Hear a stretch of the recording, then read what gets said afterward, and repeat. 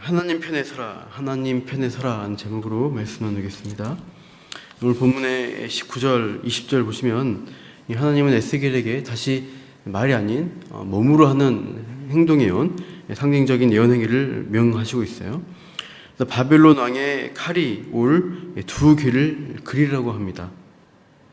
그리고 길이 나뉘는 뒤집혀도 하라고 말씀하시고 있어요.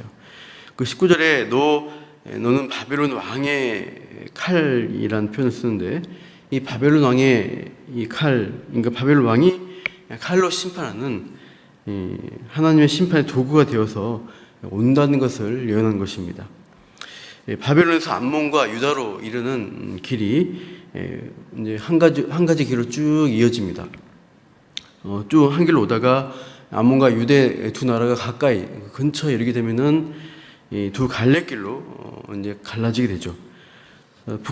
이스라엘 북쪽에 림나, 지금 시리아 쪽에 림나라는 곳이 있는데 거기서 갈래길이 나옵니다. 그래서 오른쪽으로 가게 되면은 남서쪽으로 이어지는, 그래서 유다 예루살렘에 가게 되는 길이 되고요. 그 림나에서 왼쪽으로 동남쪽으로 이어지는 길은 암몬의 수도인 라빠로 이어지게 됩니다. 에스겔은 20절에서 그 두 갈래길을 하나님이 그리라고 하시는데요. 칼이 암몬 족속의 라빠에 이르는 길과 유다의 견고한 성 예루살렘에 이르는 길을 그리라고 말씀하시고 있죠.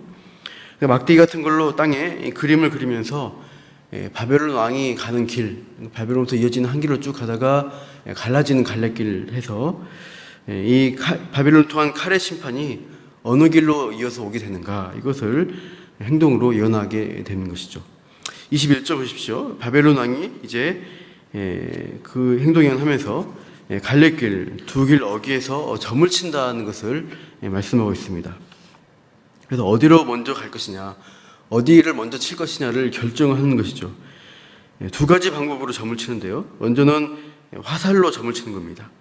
그래서 어느 길로 갈지 그 장소를 어떤 화살에 표시하는 것입니다. 그리고 그 화살들을 흔들어서 이제 뽑게 되는데, 마치 제비뽑기 같은 방식으로 이제 화살을 뽑게 되겠죠.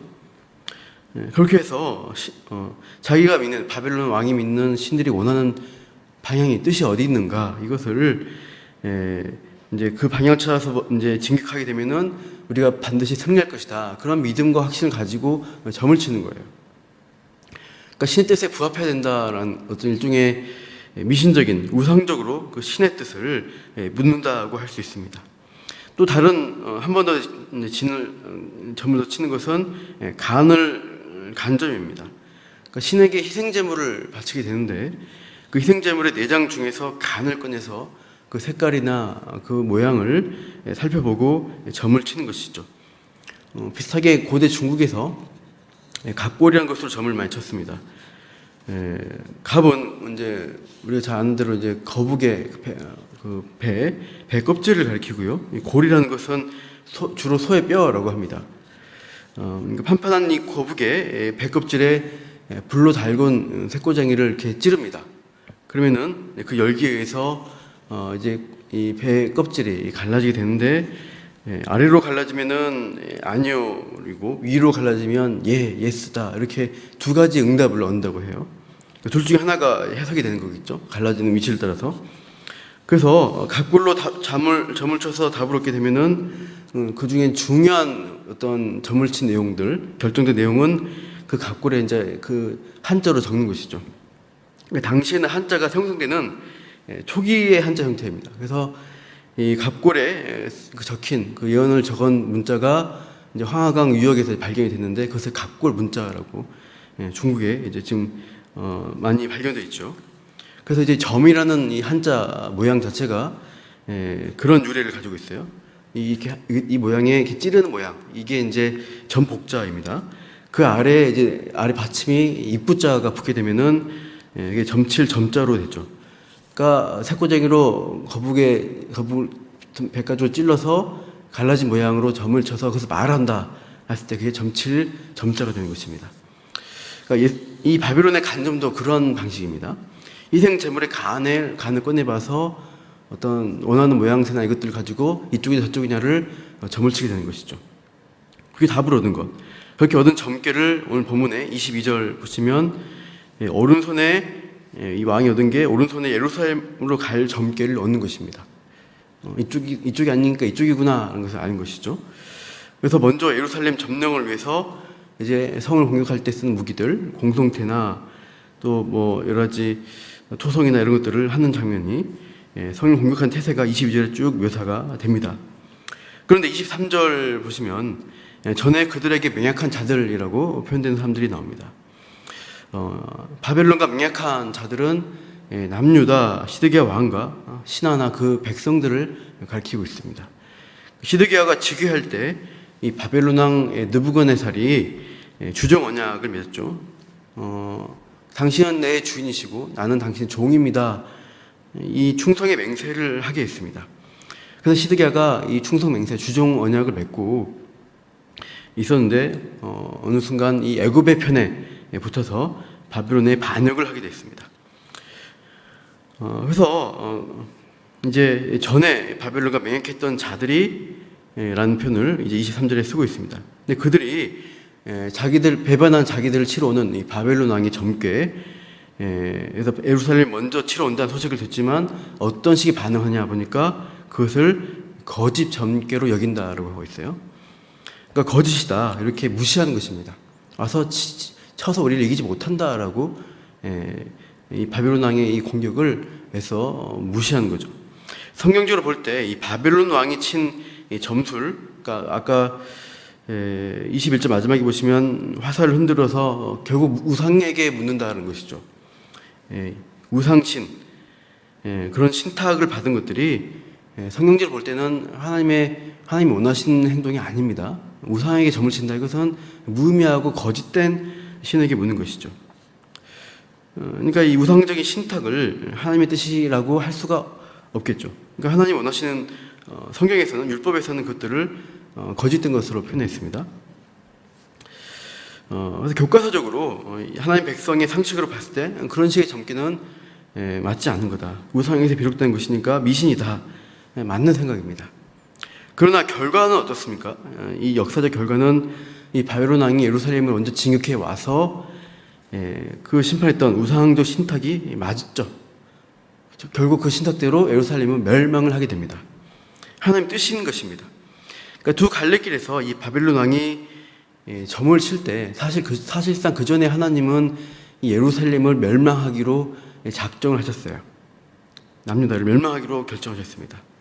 그러니까 그게 그 과정에서 바벨론 왕이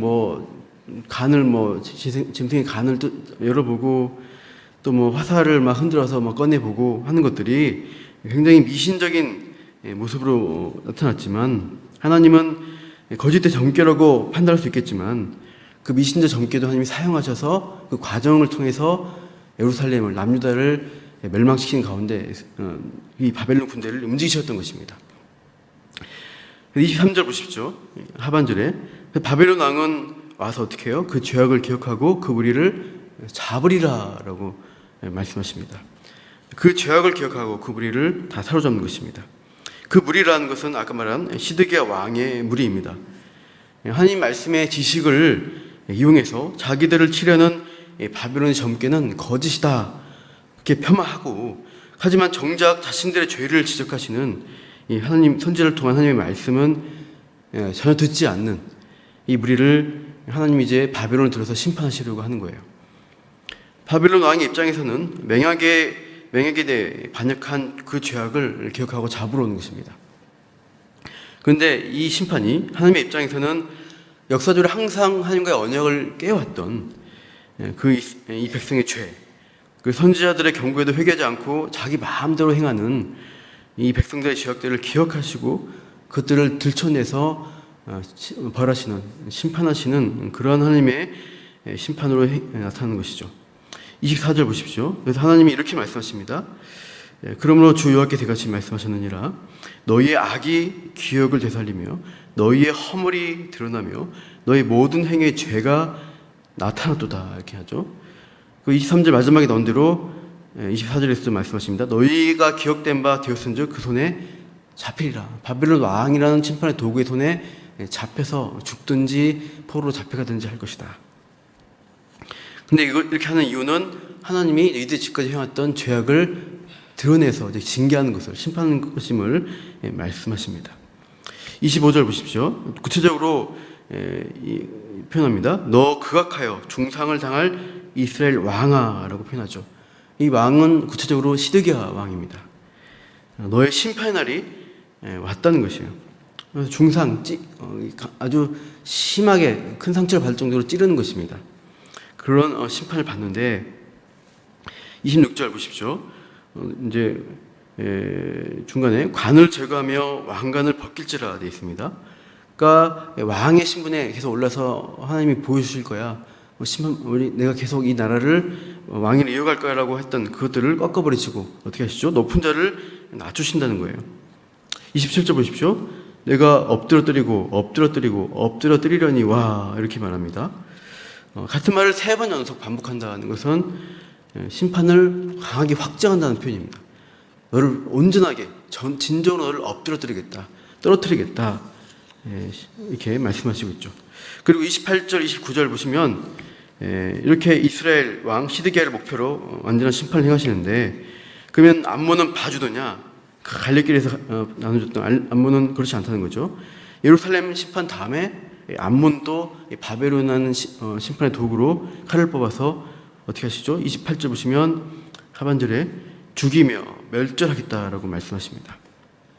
번개같이 빛날 정도로 순식간에 이 칼부림이 난무하게 될 것입니다. 29절 보십시오. 중간에 보시면 너를 중상당한 악인의 목 위에 두겠다라고 말씀하신 부분이 있어요. 중상당한 악인은 누굽니까? 아까 25절 보시면 극악하여 중상을 당한 이스라엘 왕을 가리키고 있죠.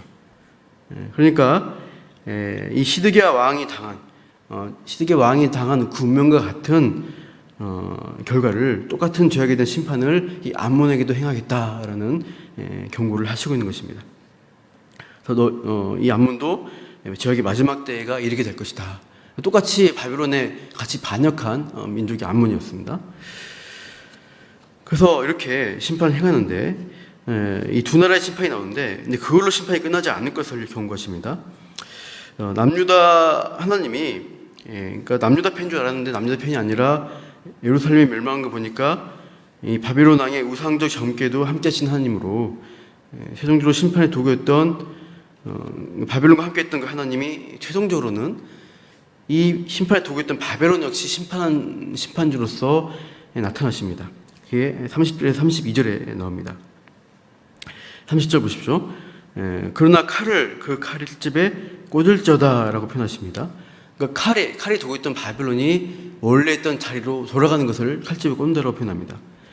그래서 그것을 네가 지음받은 곳에서 네가 출생한 땅, 고향 땅으로 이 바벨론 왕과 그 군대가 돌아갑니다. 그러면 거기서 하나님이 이 바벨론을 심판하시겠다라고 내가 너를 심판하리로다라고 말씀하시죠. 그리고 31절 보시면 계속 나오는 31절까지 나오는 표현은 뭡니까? 내가 내 분노를 너에게 쏟으며 내 진노의 불을 너에게 내뿜고 너를 짐승 같은 자, 멸하게 익숙한 자의 손에 넘기겠다. 32절 내가 불의 섭과 같이 될 것이고 내 피가 나라 가운데 있을 것이며 내가 다시 기억되지 못할 것이다. 이렇게 계속 너 바벨론에 대한 심판이 계속 강하게 또 반복 나열되고 있습니다. 이스라엘 남유다 백성이 볼 때 그들은 하나님이 자기들의 편인 줄 알았습니다. 그래서 이 예루살렘, 다윗께 약속한 언약대로 이 예루살렘 성전이 있는 한 우리는 멸망하지 않는다라고 믿었는데, 그래서 미신적인 바벨론의 점괘를 듣고 이쪽으로 온다는 소식을 들어도 거짓이다라고 무시했죠. 근데 하나님이 예루살렘이 완전히 멸망하도록 점령하는 것을 보게 되면서 하나님이 바벨론 편이시구나 라고 반응했을 거예요. 그런데 최종적으로 오늘 마지막 30절 이후 보니까 하나님이 최종적으로 바벨론 편이 아니신 것입니다. 그러니까 하나님은 한 민족, 특정한 어떤 나라를 위해서 존재하는 분이 아니신 것을 분명히 드러내십니다. 하나님을 자기 편으로 사람의 생각으로 끌어들이려고 해서는 안 된다는 것을 우리가 말씀을 통해 확인하게 됩니다. 1차, 2차 세계대전 때 그 전쟁의 주범이라고 할 수 있는 나라인 그 독일군의 허리띠 보면은 앞에 젬새 그 허리띠를 잠금 장치하는 버클이 있습니다. 거기에 문구가 들어가 있는데요. 독일어로 got mit uns라고 되어 있는데 그 뜻은 하나님이 우리와 함께 하신다라는 문구입니다. 그 문구가 이제 이 독일군 병사들 이 버클에 새겨져 있어요. 그러니까 그 의미는 뭐예요? 하나님이 우리와 함께 하시니까 우리가 전쟁에서 승리할 거라는 그런 의도죠. 그래서 사기 진작을 위해서 버클에다 그런 성경적인 문구를 독일 사람들이 놓고 싸움을 했어요. 전쟁을 일으켰어요. 그걸 보면서 참 하나님이 그 전쟁을 기뻐하지 않으시는 것을 우리가 아는데 그렇게 하나님의 이름을 그런 식으로 자기 편이다라고 끌어당기는 그런 모습들이 참 하나님을 오해하는 모습들이 참 많이 있습니다. 하나님을 특정한 나라, 특정한 민족의 편을 들어주신 분으로 인간의 편을 들어주신 분으로 전락시켜서는 안 됩니다. 오히려 하나님이 일하는 방식을 보니까 오늘 본문대로 보니까 하나님이 인간 편에 서서 일하신 분이 아니라 오히려 하나님 편에 인간이 설 수 있도록 인간을 이끌어 가시는 모습을 보게 되는 것입니다. 하나님은 택한 백성의 삶 가운데 개입하십니다. 그래서 징계와 심판, 죄를 드러내시는 일을 통해서 그 죄의 됨을 은혜로 알 때 회개한 자리로 백성을 인도해서 하나님 인간편을 끌어다니는 우상적인 신앙 숭배의 모습이 아니라 신앙의 모습이 아니라 오히려 자신의 죄를 꺾고 하나님께 돌아가는 하나님 편에 서게 하는 그런 모습을 보게 된 것이죠.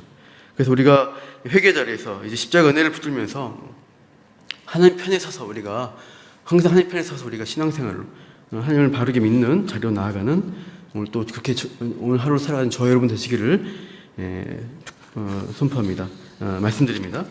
오늘 우리가 살아가면서 과연 내가 하나님 편에 서 있는가 이것들을 잘 생각해 보시기 바랍니다.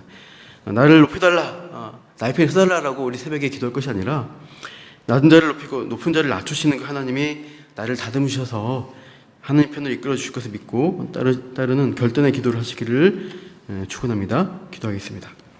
하나님, 우리가 심판을 행하시는 그 하나님을 바라보면서 정말 언약 백성이었지만 그 언약을 깨트리고 하나님 말씀을 듣지 않는 남유다를 또 심판하시고 또 그 옆나라에는 암몬도 심판하시고 또 심판의 도구였던 바벨론도 정적으로 심판하시는 그 하나님 바라보면서 하나님이 어느 한편이 아니라 그 심판을 통해서 세상 나라를 세우는 것이 목적이 아니라 하나님 편에 서는 백성을 이끄시고 준비시키고 만드시는 것이 하나님 뜻인 것을 오늘 확인하게 됩니다. 오늘 우리가 이 땅을 살아가면서 우리 기도 가운데 하나님을 나의 편으로 나의 목적을 위해서 도구로 쓰는 것이 아니라 오히려 우리가 하나님 편에 서가는 하나님의 사람을 다듬어져 가는 그런 자리에 오늘도 기도 가운데 말씀에 순종하는 가운데 서 있을 수 있도록 우리를 붙들어 주시옵소서. 그렇게 일하시는 하나님을 기대하며 감사하며 이 모든 말씀 예수님 이름으로 기도합니다. 아멘.